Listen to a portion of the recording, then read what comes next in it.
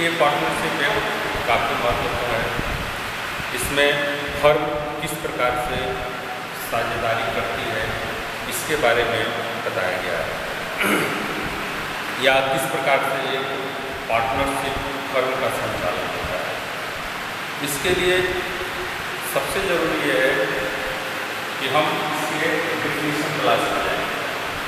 Section 2 में Indian partnership act के अंतर्गत आने वाली डेफिनेशन की बात की गई है और उसके पहले हम थोड़ा सा इसका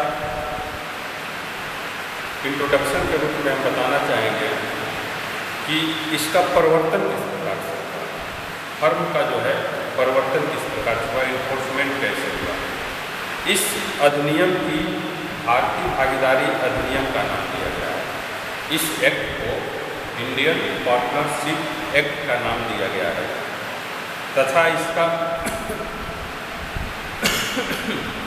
जहाँ तक इस अधिनियम के परिवर्तन का प्रश्न है, इस अधिनियम के परिवर्तन का प्रश्न है, हमें 2 भागों में इसको लागू किया गया है। जो इसका परिवर्तन था इसको 2 भागों में लागू किया गया, अर्थात इसकी कुछ धाराएं 1 अक्टूबर 1932 से लागू की गई हैं तो कुछ 1 अक्टूबर 1933 से। इंडियन पार्टनरशिप है ये 1932 का है, लेकिन इसके कुछ सेक्शन को 1933 में लागू किया गया था।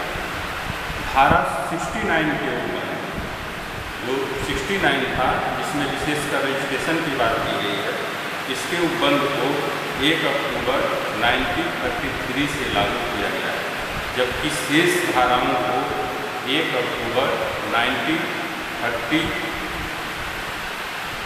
से लागू किया गया है। धारा 69 फर्मों के रजिस्ट्रेशन और उसके प्रभाव के बारे में बात करते हैं।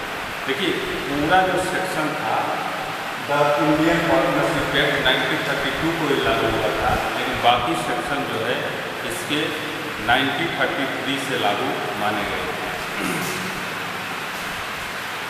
अब इसमें सेक्शन 2 में हम डिफिनीशन तलाश की बात करते हैं कि इसमें कौन कौन सी स्पेशली डिफिनीशन की बात इसमें की गई है।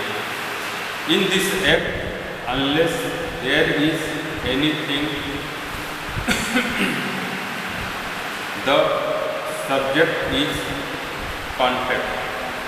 इसमें जो डिफिनीशन क्लास जो सेक्शन 2 में किया गया है, एन एक्ट ऑफ फर्म, फर्मों के कार्य की बात की गई है।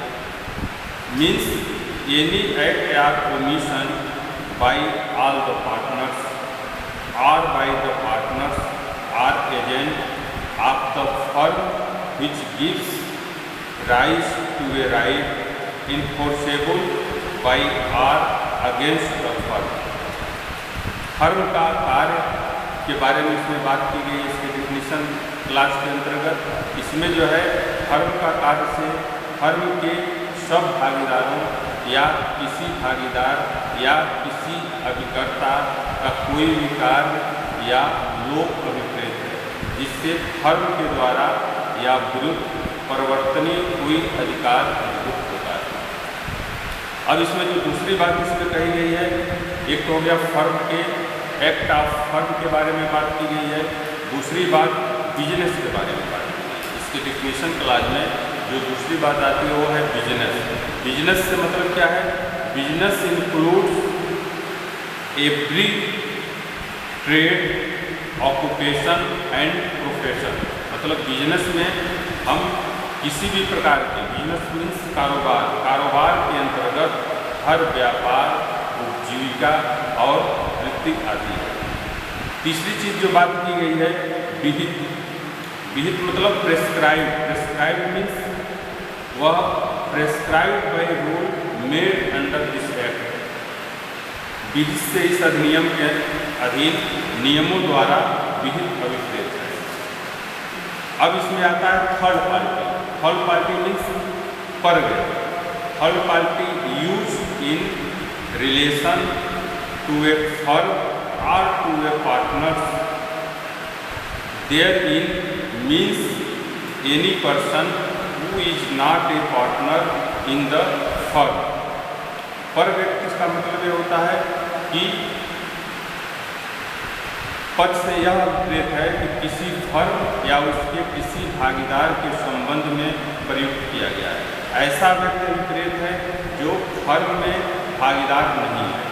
पर व्यक्ति का मतलब यह है वह फर्म में भागीदार नहीं है, लेकिन वो भी जो है पार्टनरशिप फर्म के अंतर्गत माना जाता है। इस प्रकार से इसमें जो है सेक्शन 2 में स्पेशली जो है यह डिफिनीशन क्लास की बात की गई है। और डिफिनीशन क्लास के अंतर्गत जो है अब इसमें जो है सेक्शन 4 काफ़ी इम्पॉर्टेंट माना जाता है और इसको हम कहते हैं कि nature of partnership. Nature of partnership में जो पार्टनरशिप में जो इम्पॉर्टेंट चीज़ें हैं उसमें जो है सेक्शन 2 में डिफिनीशन क्लास की बात की गई, फर्स्ट में उसके इन्फोर्समेंट की बात किया गया। इन्फोर्समेंट में ये बताया गया कि इसके कुछ सेक्शन जो है 1933 में लागू हुए, जबकि सारे सेक्शन जो है या 1 अक्टूबर 1932 को ही लागू हो गए थे, लेकिन रजिस्ट्रेशन से संबंधित मामले यह 33 में लागू किए गए थे। अब इसमें सेक्शन 4 के अंतर्गत सेक्शन 4 में जो बात की गई है वह definition of partnership, partner, firm and firm name की बात की गई है। यानी भागीदारी, फर्म और फर्म नेम की बात की गई है। इसके अंतर्गत जो है firm partnership is the relation between person who have agreed to share the profit of a business carried on by all or any of them acting for all. Person who have entered into partnership with one another are called individually partners and collectively a firm, and the name under which their business is carried on is called the firm name। देखिए इसमें जो है section 4 के अंतर्गत भागीदारी, भागीदार, firm और firm name की व्याख्या की गई है। भागीदारी उन व्यक्तियों के बीच का संबंध माना जाता है जिन्होंने किसी ऐसे कारोबार के लाभों में अंश पाने का करार कर लिया है जो उन सब के द्वारा या उनमें से ऐसे किन्हीं या किसी के द्वारा जो उन सब की ओर से कार्य कर रहा है चलाया जाता है। ये व्यक्ति जिन्होंने एक दूसरे से भागीदारी कर ली है वह भागीदार और सामूहिक रूप से फर्म कहलाते हैं, और जिस नाम से उसका कारोबार चलाया जाता है वह फर्म नाम से जाना जाता है। तो सेक्शन 4 में partnership, partner, firm and firm name के बारे में बात की गई। इसमें एक चीज़ बताया गया है शेयर ऑफ प्रॉफिट। सेक्शन 4 में कोई भी भागीदारी लाभ में अंश पाने का एक प्रकार का एक एग्रीमेंट होता है। कोई भी फर्म या फर्म के भागीदार पार्टनरशिप फर्म इसलिए बनाते हैं क्योंकि वह उससे जो है लाभ में एक प्रकार का शेयर प्राप्त करते हैं। जो यह सेक्शन 4 सेक्शन है यह जो है 4 शब्दों की व्याख्या की गई है और इसमें है भागीदारी, भागीदार, फर्म और फर्म नाम। अब प्रश्न आता है कि भागीदारी किसे कहेंगे? तो भागीदारी का सीधा एवं सामान्य अर्थ है, जो ज़्यादा कन्फ्यूजन होता है वास्तव में भागीदारी है क्या, तो इसके अंतर्गत हम 2 या 2 से अधिक है, इसमें 2 पर्सन की बात की गई है। 2 या 2 से अधिक व्यक्तियों का किसी कारोबार में लाभों में अंश पाने के लिए करार किया जाता है, तो भागीदारी उसे कहेंगे जिसमें 2 या 2 से अधिक व्यक्ति, और वह जो बिजनेस व्यवसाय जो किया जाता है वह लाभ में अंश पाने के लिए किया जाता है। इसी प्रकार से एक जूरिस्डिक्शन केंट ने इसके संबंध में एक डिफिनीशन दिया है, वह है भागीदारी दो या दो से अधिक सक्षम व्यक्तियों के बीच की जाने वाली एक ऐसी संविदा है जिसमें संबंधित व्यक्ति अपनी कुछ या समस्त संपत्ति, श्रम, कौशल आदि को वैध वाणिज्य या कारोबार में लगाने और उससे होने वाले लाभ या हानि को किसी अनुपात में वितरित करने के लिए शामिल है। जो बेसिकली जो पार्टनरशिप होती है, केंट महोदय का भी ये कहना है, जो पार्टनरशिप होती है इसमें दो या दो से अधिक व्यक्ति अपने कैपिटल को किसी ऐसे बिजनेस व्यापार में लगाते हैं जिससे जहाँ से उनको एक लाभ की प्राप्ति हो और उसमें जो है सभी का समान रूप से शेयर डिस्ट्रीब्यूट किया जाता है। इस प्रकार से एक केस भी GBPR इंजीनियरिंग लिमिटेड बनाम गवर्नमेंट ऑफ आंध्र प्रदेश, इसमें आंध्र प्रदेश हाई कोर्ट ने सीधे सीधे अपनी कोडिंग की है कि इस मामले में आंध्र प्रदेश हाई कोर्ट का ये कहना है कि किसी संयुक्त उद्यम के लिए दो या दो से अधिक व्यक्तियों को अनौपचारिक भागीदारी संयुक्त साहस है। यानी सुप्रीम कोर्ट हाई कोर्ट के द्वारा भी यह कहा गया है कि जहाँ दो या दो से अधिक व्यक्ति हैं, दोनों उस पर सहमत हैं और उस पर किया जाने वाला कोई भी एग्रीमेंट एक प्रकार से व्यापार या किसी भी प्रकार के फर्म की स्थापना के लिए महत्वपूर्ण मानी जाती है। अब इसमें आता है कि सेक्शन 4 में ही भागीदारी के लिए एक इसेंशियल एलिमेंट यानी भागीदारी किन किन आवश्यक तत्वों पर निर्भर करती है, तो सेक्शन 4 में इसे इसेंशियल एलिमेंट की बात की गई, आवश्यक तत्वों की, और इसके अंतर्गत जो है कुछ आवश्यक तत्व बताए गए जिसमें फर्स्ट है भागीदारी दो या दो से अधिक व्यक्तियों के बीच में। कम से कम कितने व्यक्ति होने चाहिए, तो इसके लिए इसके सेक्शन 4 में बताया गया है कि दो या दो से अधिक व्यक्ति, यानी दो से कम व्यक्तियों के बीच में भागीदारी नहीं हो सकती। दो या दो से अधिक व्यक्तियों के बीच में भागीदारी की स्थापना की जाती है। कोई भी एक व्यक्ति किसी भी फर्म का भागीदार नहीं हो सकता है, न भागीदारी फर्म का संचालन किया जा सकता है। दूसरा जो इसमें इसेंशियल एलिमेंट की बात की गई है वह है सभी व्यक्तियों के द्वारा भागीदारी का करार किया जाए।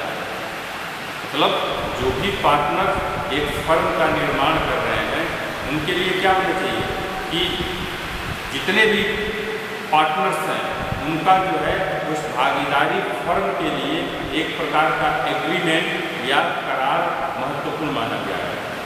दूसरी चीज़, भागीदारी का उद्देश्य कारोबार के लाभों में अंश प्राप्त करना। देखिए, भागीदारी की जो स्थापना होती है वह बेसिकली किसके लिए होता है? प्रॉफिट ऑफ शेयर, मतलब जो भी प्रॉफिट होता है फर्म से, सभी पार्टनर्स का एक ही ऑब्जेक्ट होता है, एक ही उद्देश्य होता है कि उस फर्म से लाभ प्राप्त करना। तो इस प्रकार से वह फर्म की स्थापना ही सभी पार्टनरों के द्वारा लाभ प्राप्त करने के लिए किया जाता है। और जो तीसरा एसेंशियल एलिमेंट है वह है कारोबार का संचालन सभी व्यक्तियों द्वारा या उनमें से किसी एक या कुछ व्यक्तियों के द्वारा किया जा सकता है।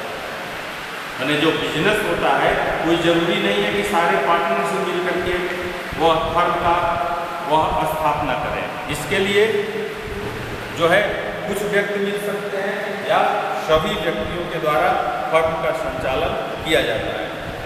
ये नहीं है कि 10 पार्टनर हैं और 10 में से सभी जो है उस बिजनेस में भाग लें, कोई ये जरूरी नहीं है। इसके लिए क्या है, उसमें 10 में से 5 भी भागीदारी में भाग ले सकते हैं, 6 भी ले सकते हैं, और कोई बहुत सारे पार्टनर्स वह उसमें भागीदारी में वह एक्टिव रूप से भाग नहीं लेते हैं।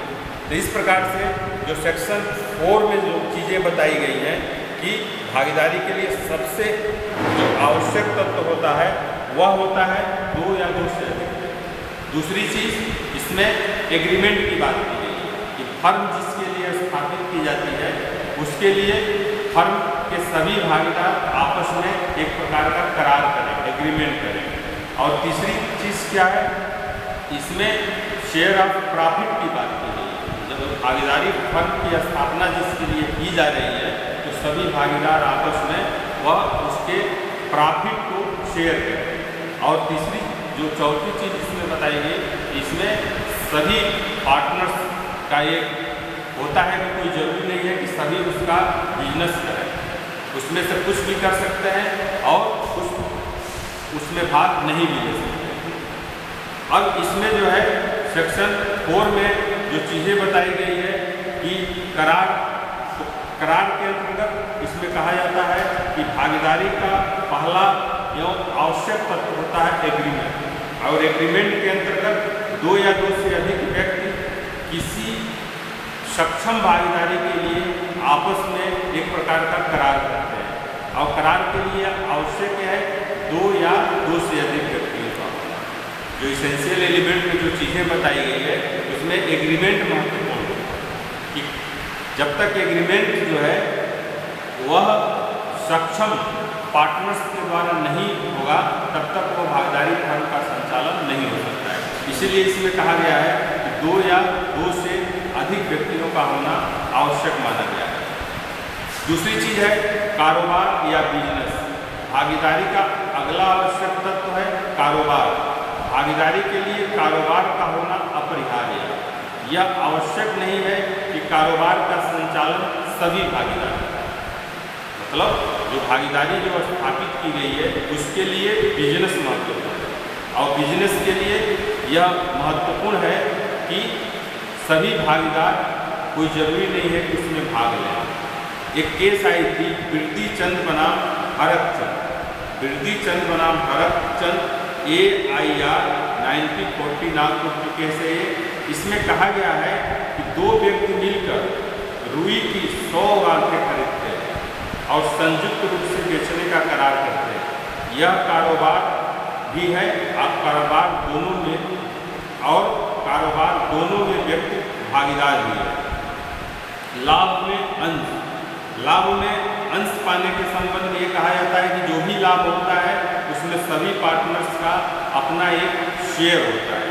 इसी के संबंध में मिर्जामल बनाम रामेश्वर के मामले में इलाहाबाद कोर्ट ने यह कहा था कि भागीदारी के लिए हानि वहन करने का करार किया जाना आवश्यक है। कोई भी फर्म जो स्थापित की जाती है वह भागीदारी में लाभ प्राप्त करने के लिए की जाती है, हानि प्राप्त करने के लिए किसी भी फर्म की स्थापना नहीं की जाती है। इसी प्रकार से एक केस और था ये सेक्शन 4 से संबंधित, वह था आयकर आयोग गुजरात बनाम अशोक भाई चिमन भाई के मामले में। इस मामले में अशोक भाई चिमन भाई के मामले में इस मामले में यह निर्धारित किया गया है कि फर्म के लाभों का अवधारण प्रतिदिन अथवा प्रत्येक संव्यवहार के आधार पर किया जाना न तो संभव है और न समुचित भी है। इस प्रकार से इसमें एक चीज़ और महत्वपूर्ण हो जाती है कि फर्म वास्तव में फर्म क्या होती है। फर्म भागीदारों का एक सामूहिक रूप है। सभी भागीदार मिलकर एक फर्म का सृजन करते हैं। देखिए भागीदारी ये सारी चीज़ें किस पर निर्भर करती है कि वास्तव में फर्म क्या है। तो फर्म की स्थापना कौन करता है? फर्म की स्थापना फर्म के भागीदारों के द्वारा किया जाता है। वस्तुतः वाणिज्यिक जगत में फर्म शब्द की अधिक प्रचलित बात है और यही भागीदारी एवं भागीदार का संकेत देता है। इसमें केस आई थी messrs Abdullah construction private limited बनाम सीनियर डिवीजन इलेक्ट्रिकल इंजीनियर के मामले में आंध्र प्रदेश उच्च न्यायालय द्वारा यह कहा गया है कि फर्म का अपना अलग से कोई व्यक्तित्व नहीं होता। इस मामले में कोर्ट ने ये कहा था कि फर्म का अपना अलग से कोई व्यक्तित्व नहीं होता है, अतः भागीदारी के अनुभव को ही फर्म का अनुभव माना जाता है। फर्म का अपना कोई व्यक्तित्व नहीं होता है। भागीदारी का जो अनुभव होता है, जिस प्रकार से आप भागीदारी चलाएंगे, वही चीज़ जो है फर्म के साथ में प्रकट होती है। क्यों कि फर्म की जो स्थापना होती है पार्टनर्स के द्वारा किया जाता है। तीसरी चीज़, इसमें फर्म नाम महत्वपूर्ण है। बगैर टाइटल के हम किसी भी फर्म को संचालित नहीं कर सकते। क्यों कि टाइटल ही फर्म की एक गुडविल होती है, और इसलिए ये कहा जाता है कि जिस नाम से फर्म का कारोबार चलाया जाता है वही जो है उसका फर्म नाम होता है। भागीदारी अपनी फर्म का कुछ भी नाम रखने के लिए स्वतंत्र होते हैं। जो पार्टनर्स होते हैं वह अपने फर्म का कोई भी नाम रख सकते हैं। जिस नाम से वह फर्म को संचालित करते हैं वही उसका फर्म नेम होता है। आवश्यकता मात्र यह है कि फर्म का नाम किसी अन्य फर्म से इतना मिलता जुलता नहीं हो कि लोग भ्रमित हो जाएं, या उसे अन्य फर्म को हानिकारक हो, या किसी प्रकार का कपट हो। देखिए, पार्टनर्स आपस में मिलकर के अपने फर्म का कोई भी नाम रख सकते हैं, उसके लिए वह स्वतंत्र है। कोई ये जरूरी नहीं है कि वह किसी निश्चित नाम को ही डिसाइड करे। बशर्ते इसमें एक सावधानी पार्टनर्स के द्वारा ये करनी चाहिए कि वह किसी मिलते जुलते फर्म से अपने फर्म का नाम को नहीं रखना चाहिए। इसीलिए इसमें जो है, इसमें कोड के द्वारा यह कहा गया है कि यह निश्चित किया गया है कि जो फर्म नाम होती है वही फर्म की गुडविल है, उसी के आधार पर जो है फर्म का संचालन किया जाता है। तो इस प्रकार से पार्टनरशिप, इंडियन पार्टनरशिप एक्ट 1932 के अंतर्गत हमने आज आपको सेक्शन 2 में डिफिनीशन क्लास की बात किया। डिफिनीशन क्लास में हमने सारी चीज़ें बताया कि फर्म के लिए कितने व्यक्ति होने चाहिए। तो सबसे जरूरी क्या है इसमें, इसके लिए 2 या 2 से अधिक व्यक्ति होने चाहिए। दूसरी चीज़ सेक्शन 4 जो काफ़ी महत्वपूर्ण है, इसमें नेचर ऑफ फर्म, या कह सकते हैं कि डिफिनीशन ऑफ पार्टनरशिप, पार्टनर और फर्म के बारे में बात की गई। पूरा पार्टनरशिप एक्ट में यह पार्टनरशिप, पार्टनर और फर्म, बिजनेस और फर्म नेम, ये सारी चीज़ें जो है सेक्शन 4 के अंतर्गत बताई गई है कि फर्म क्या होगी, फर्म नेम क्या होगा, फर्म नेम और शेयर ऑफ प्रॉफिट, ये सारी चीज़ें जो है सेक्शन 4 में काफ़ी इम्पोर्टेंट मानी गई है। और इस प्रकार से हम कर सकते हैं कि सेक्शन 2 डिफिनीशन और सेक्शन 4 में पूरे पार्टनरशिप, पार्टनर आदि के बारे में बताई गई। ठीक है, थैंक यू।